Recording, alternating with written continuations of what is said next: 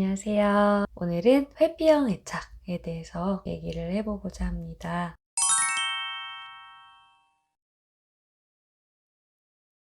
일단은 애착이 뭔가에 대해서 얘기를 먼저 해봐야 될 것 같은데요. 애착의 정의를 살펴보면 부모나 특별한 인물과 형성하는 친밀한 정서적 관계를 의미를 합니다. 그러니까 부모라든지 연인이라든지 아주 친한 친구라든지 그런 친밀한 관계랑 맺는 관계 방식이 이제 생기게 되는데 그거를 애착 패턴이라고 이제 얘기를 하는 거거든요. 그러면 이제 이런 애착 패턴이 왜, 언제 형성이 됐는가 이런 게 궁금해지잖아요. 그 기원을 거슬러 가면 뭐 6개월에서 12개월 이렇게 굉장히 생애 초기에 나의 관계 양식, 애착 패턴이 거진 형성이 된다라는 거죠.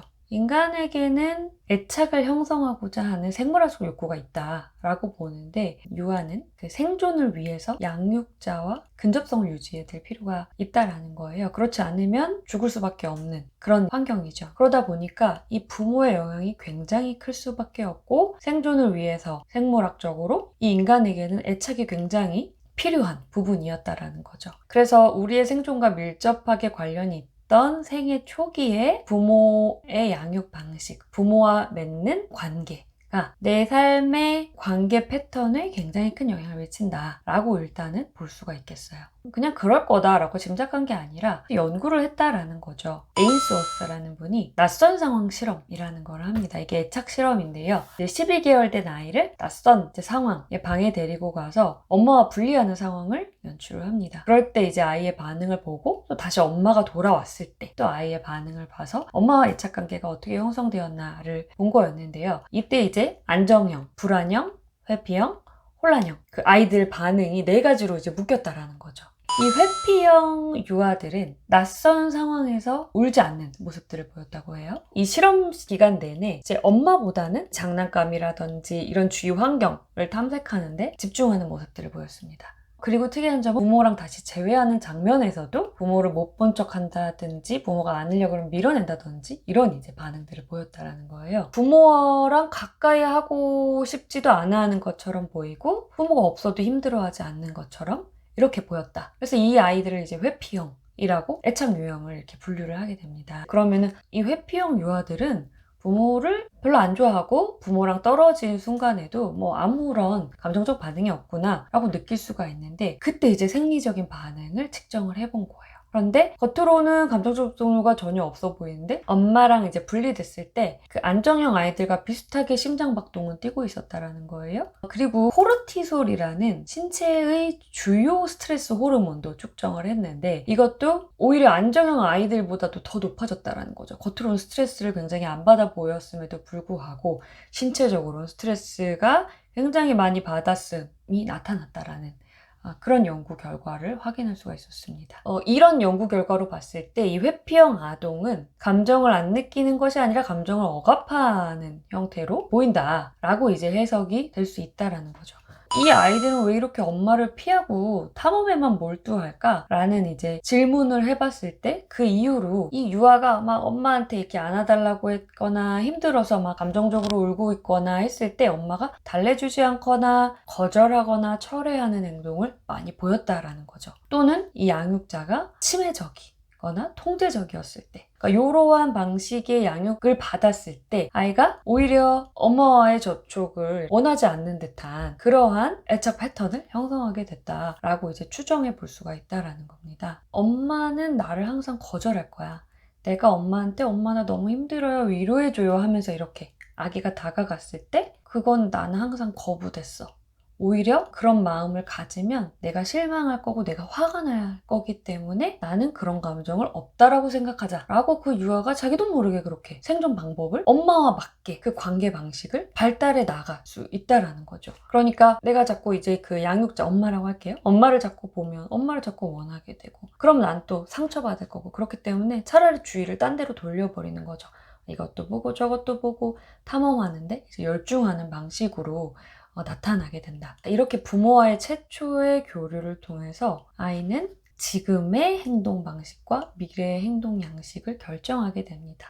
아, 세상은 이렇구나. 그렇기 때문에 이 세상에서 상처받지 않고 살아가기 위해서 나는 이런 방식을 취하고 살아가야겠다. 라고 굉장히 어렸을 때부터 내적 작동 모델을 만들어 나가게 됩니다.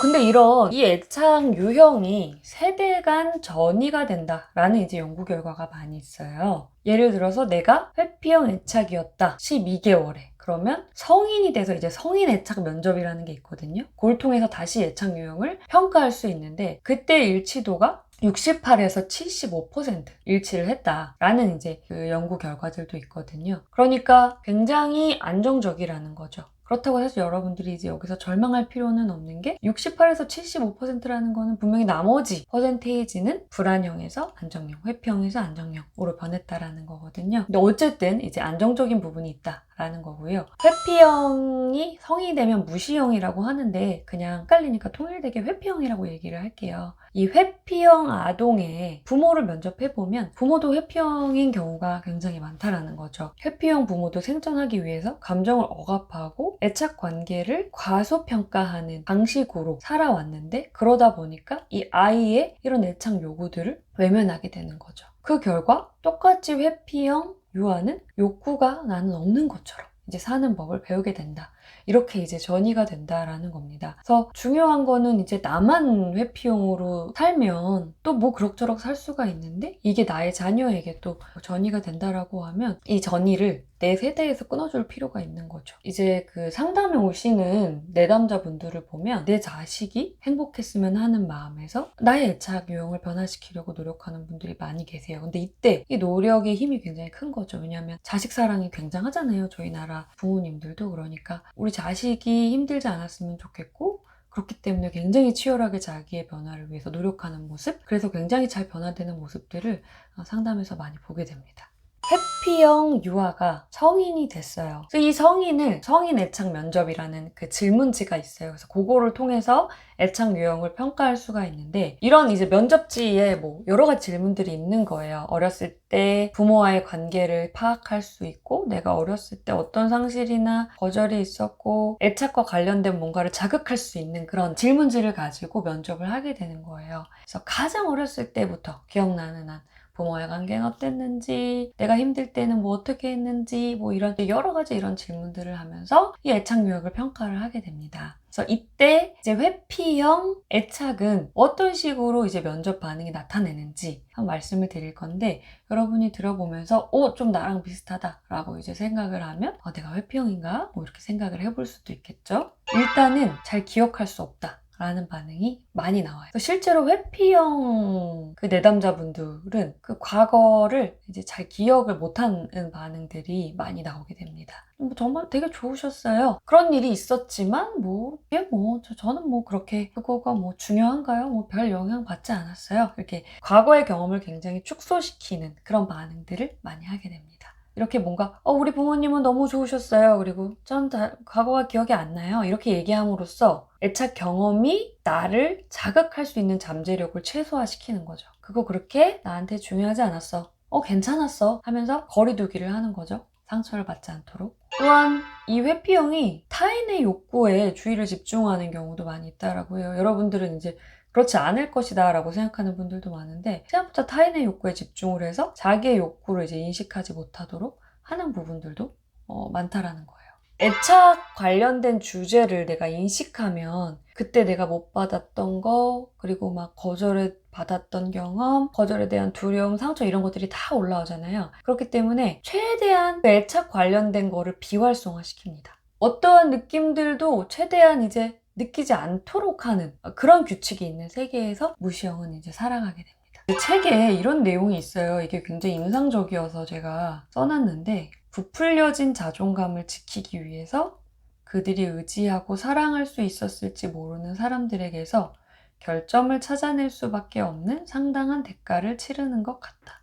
나는 굉장히 좋고 완전해. 그리고 타인은 믿을 수 없고 굉장히 나한테 욕구를 많이 하고 뭔가 부족해. 이렇게 함으로써 자기를 이제 지키려고 하는 거죠. 자기를 지키는데 쓰는 그 방어에 힘을 많이 씀으로써 사실 내가 진짜 사랑할 수 있었던 사람인데 그 경험 자체가 이제 날아가 버리는 그런 이제 큰 희생들을 계속 치르면서 살아가게 되는 이제 그런 부분들을 있다라는 걸 이 문장이 잘 표현해 주는 것 같더라고요. 회피형 성인과의 상담은 어떻게 이루어지냐? 일단은 내가 내 인생의 최초의 관계에서 뭔가 받아들여지지 못한 경험을 했어요. 그렇기 때문에 상담에서 새로운 애착 관계가 굉장히 이제 중요해지고 어떻게 보면 필수적이어질 수밖에 없는 부분이 있다. 그러니까 상담에서 깊은 안정적인 새로운 애착 관계를 경험할 필요가 있는데 문제는 이 회피형 분들은 이렇게 애착 관계를 형성하고 싶지 않아 한다라는 거죠. 그렇기 때문에 이제 이 부분이 굉장히 힘들어지고 이 부분을 이제 잘 돌파해 나가는 게 상담에서 굉장히 중요한 부분이다. 라고 볼 수가 있을 것 같아요. 그래서 상담 장면에서도 이제 이런 얘기들도 많이 합니다. 그러니까 상담비를 받으니까 나를 뭐 받아주고 내 얘기를 들어주는 거겠죠. 이렇게 이제 관계를 굉장히 평가절하하는 반응도 많이 하시고요. 이제 아까 말했던 것처럼 내가 타인이랑 연결되고 싶다. 타인의 지지가 필요하다. 이런 느낌이 자극되면 안 돼요. 왜냐면 내가 그걸 거절당한 경험이 너무 많기 때문에 그걸 자극시키지 않기 위해서 그러한 마음과 거리를 둬야 되기 때문에 난 나 자체로 완전해. 과대평가해야 한다라는 그런 부분들이 이제 상담에서도 드러나게 됩니다. 상담이 잘 되기 위해서는 그 감정적으로 연결이 되어야 이제 상담의 진전이 일어나게 되는데 워낙 스스로도 그 느낌들을 억압해왔기 때문에 스스로도 그 느낌을 잘 지각하지 못하고 상담에서 표현하기도 어렵겠죠. 그렇기 때문에 그거를 말로 자꾸 들으려고 하기보다 그 미묘한 내담자의 어떤 비언어적인 부분들, 신체적인 변화 이런 것들에 주의해서 그걸 포착해서 나누면서 내담자의 감정과 연결되려는 이제 시도들을 하게 되는 것 같아요. 그리고 이제 아까 말한 것처럼 상호작용해서 상담사를 이제 평가절하할 때 왜 이렇게 내가 당신에게 중요한 존재가 되는 것이 어렵나, 그것이 뭐가 두려운가 이런 식으로 이제 접근해서 과거의 애착관계와 연결해서 이제 이해해 볼 수 있는 거겠죠. 그리고 그들 아주 민마음에 있는 연결에 대한 두려움, 받아들여지지 못함에 대한 공포, 분노 이런 것들을 이렇게 들어갈 필요가 있을 것 같아요. 그리고 그 회피형 성격이 되는 그 이유가 그 애착 관계에서 거절당한 경우도 있지만 과도하게 침해하거나 통제적인 부모였을 때도 회피형 애착 패턴이 형성될 수 있다라고 얘기를 했잖아요. 부모가 굉장히 침해적이고 통제적이었을 경우 이 회피형 분들은 힘겨루기를 상담에서 이제 하게 되는 경우가 많이 있습니다. 부모가 자꾸 나를 통제하려고 했기 때문에 나도 그 통제를 당하고 싶지 않기 때문에 부모가 힘겨루기를 했을 거잖아요. 그것이 이제 상담 관계에서 다시 재현되는 부분들이 있을 수가 있고 내가 이 사람을 이렇게 힘겨뤄야 될, 싸워야 될 대상이다 라고 생각하면 그 사람이랑 가까워질 수 없잖아요. 그러니까 궁극적으로 결국엔 회피를 하는 거죠. 사람들에게 화내고 힘겨루기 하고